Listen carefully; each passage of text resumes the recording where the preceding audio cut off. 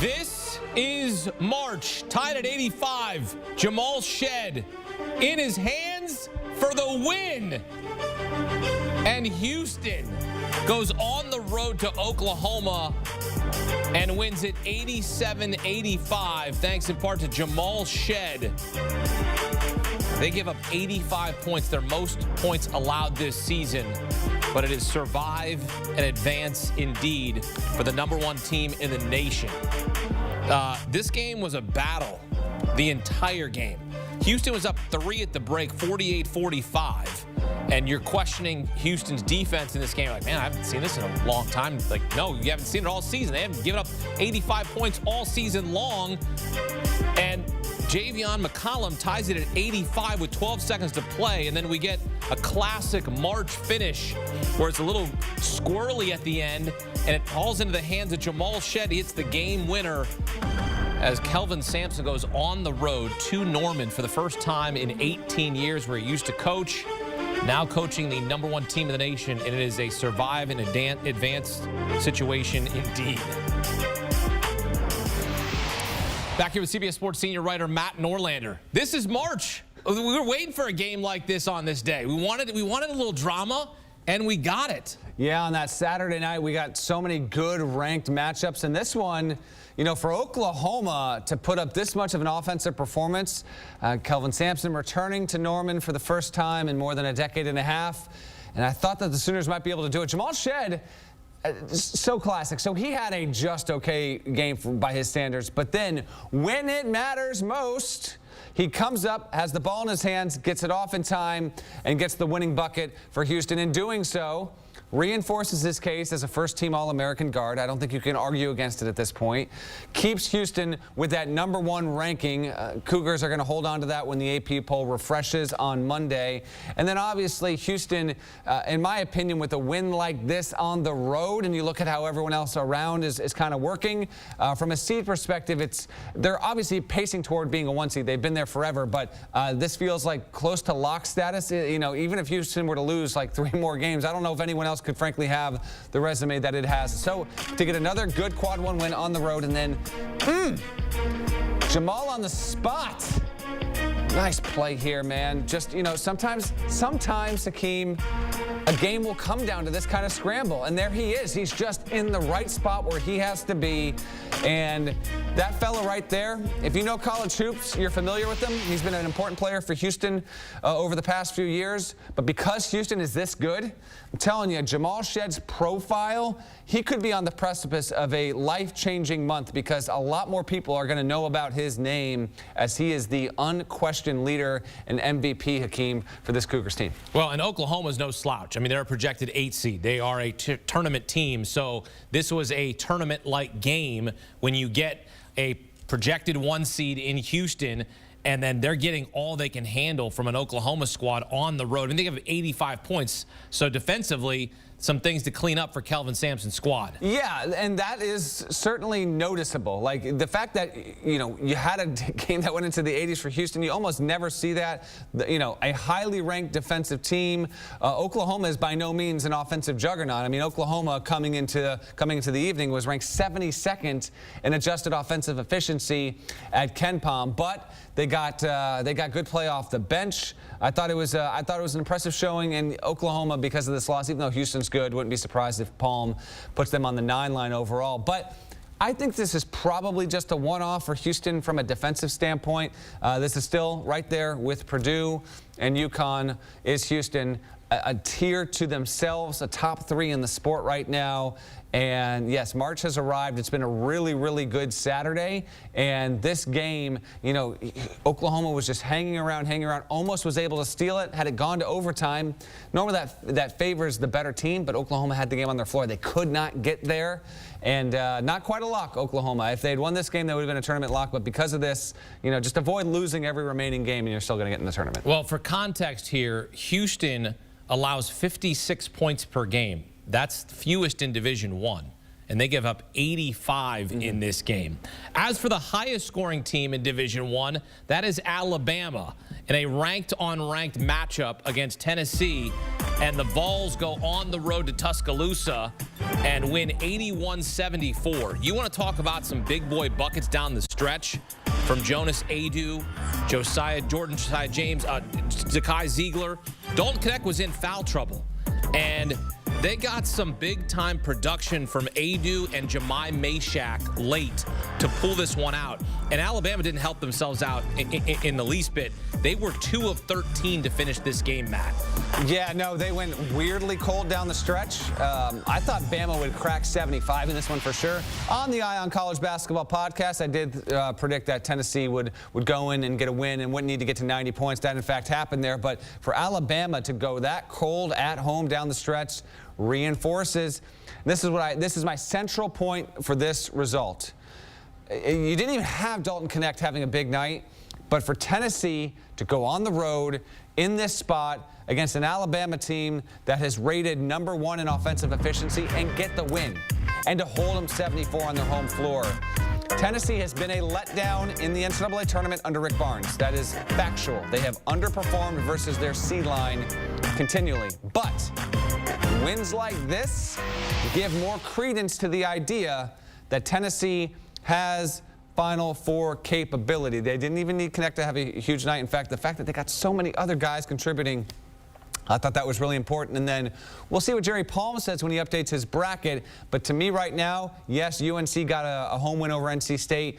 Tennessee getting this win on the road against Alabama, a projected top 3 level kind of seed going into the day. To me, it would be Tennessee, Hakeem, as the 4th 1 seed for now. Yep. Still 15 days till Selection Sunday as we speak in this moment. Well, that's what you said when we spoke on Friday, that this game would determine the viability of Tennessee being a 1 seed.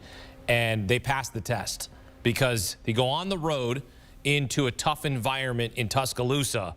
And you saw the guys that stepped up down the stretch, getting offensive rebounds, knocking down shots.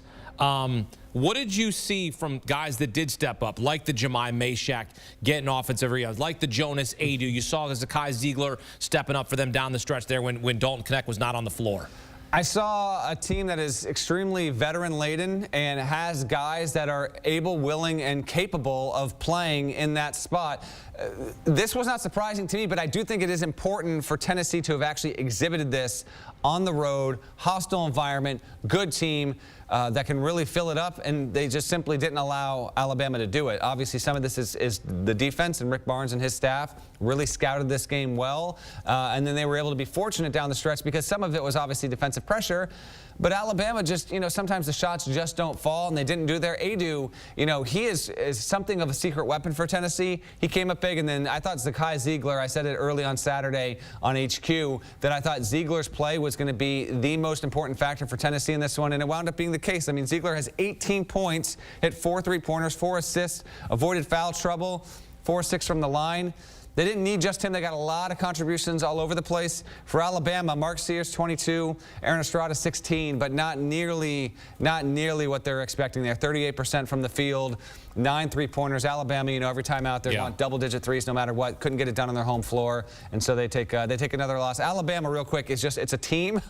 It can beat almost anyone, but the losses just keep piling up and piling up. So for me, personally, I don't trust Alabama to be a Final Four contender because the defense is so concerning that it's hard for me to imagine that Alabama in the tournament can win 4 consecutive sprints against teams that, they're going to go up against competition that's going to not allow them to get to 100 or 90. And so that's why, good team, certainly second weekend candidate, but I stopped short of saying Alabama's a true Final Four contender because of how much of an issue that defense is. Yeah, they were 9 of 37 from beyond the arc, and Tennessee getting it done. Tennessee about to win the regular season title in the SEC. Now they sit alone atop the SEC standings. Purdue looking to win the Big Ten title. They sit alone atop the Big Ten standings. They protect their home floor as they win at 80-74 against Michigan State. Michigan State giving Purdue all they could handle. Zach Edey, another double-double, 32 points, 11 rebounds. Braden Smith, 23 points, 9 rebounds. Fletcher Lawyer throws in 15. Look, this is a team on their home floor. Purdue improves to a perfect 15-0 at Mackey Arena. And Matt, this was a game where we're watching. It got close, and then Purdue started to pull away. what was different in this game for Purdue? Because you saw that, okay, what's happening here? Could they drop a game on their home floor, and then it was just too much too late, Boilermakers? There's a ton of Edey. They went 10 of 20 from beyond the arc. That was big. 51% to Michigan State's 39%. Michigan State has been blown out of Mackey Arena frequently over the past decade. This is actually one of the more competitive games we've seen between these two teams in this building here. But unfortunately, they just didn't get enough from A.J. Hoggard. 8 points. Tyson Walker had 14. They were not able to and listen, Purdue is a 1 seed, and I get all of the questions about what's coming in the tournament. I get that. I don't run from it. We embrace that because there's a lot on Purdue, a lot on Matt Painter, a lot on Zach Edey. But in the context of the regular season, this has been unquestionably the most accomplished team in college basketball this season. And really, if you combine this season and last season, no team has a bigger string of impressive wins in general than the Purdue program. And so I'm not surprised whatsoever with the win here. Of course, Purdue was favored. And Zach Edey, again, he has this capability, and maybe it's his style, but he has a capability of making a 32-point night look ho-hum. He is waltzing to a second straight National Player of the Year honor, particularly because we went into this weekend wondering, well, if Tennessee went on the road and Dalton Knecht had a huge 30-plus point outburst and Edey was just casual, maybe Knecht might be able to, tighten that race just a little bit more. No, Knecht was just okay. Edey was his typical self, which is to say, another 30 and 10 triple-double, which he's got so many. I mean, it's just crazy. So Purdue getting another win, only reinforcing it's a lock for a 1 seed at this point, obviously, and continues to impress. And Mason Gillis hit a big shot. I thought Fletcher Lawyer getting another good game and kind of bringing that consistency. Those are the things that matter for that program as they're trying to build and build and build before we get to the postseason. Earned their second straight Big Ten regular season title with the win, but what they really want is to make a deep run in the NCAA tournament after getting knocked out by FDU last year, a historic loss for the program. This is a team that is better than last year's team. How so? Tell the people, if people are just picking up college basketball right now, early March, I'm sad that you're doing it, but we're glad that you're here and that you're interested in college hoops. But if people are just sort of getting into college hoops, or they're just, and look, our fans are smart that watch us. They're in tune. They're fans of the Eye on College Basketball podcast. But if somebody's asking for your evaluation from last year's Purdue squad to this year's Purdue squad, what are you telling them? Well, they are objectively better on both offense and defense. But aside from the statistical stuff, which does matter, I mean, Purdue is scoring at a better rate than it was a season ago and is stopping teams at a better rate than it was a season ago. So on the whole, it's not arguable. Purdue rates as a better team than the team that was a 1 seed last season that, of course, went down to 16-seeded FDU. Now, the big things to know this season, aside from Zach Edey also being a better player than he was a season ago, is the guard play between Lawyer.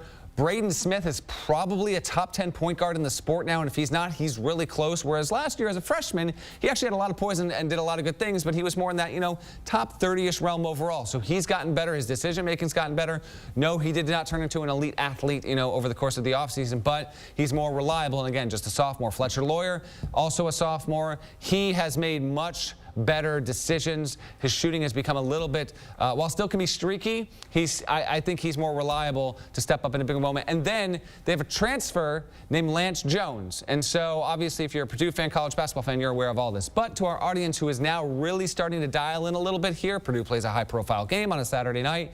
Just know that you're going to see more and hear a lot more about Lance Jones because of his athleticism, a very physical player, and he does bring a dynamic that was not there a year ago. No, he's not going to necessarily be one that can break out or be expected or asked to score 20 points on a given night. But, man, he has a way about him where he can give you 12 of the most valuable points you could ever think you could need in a big-time moment, a good defensive stopper. So that's some of the new elements to this Purdue team, which I consider to be either the second or third best team in the country at its best. I think UConn's best is better than anyone else.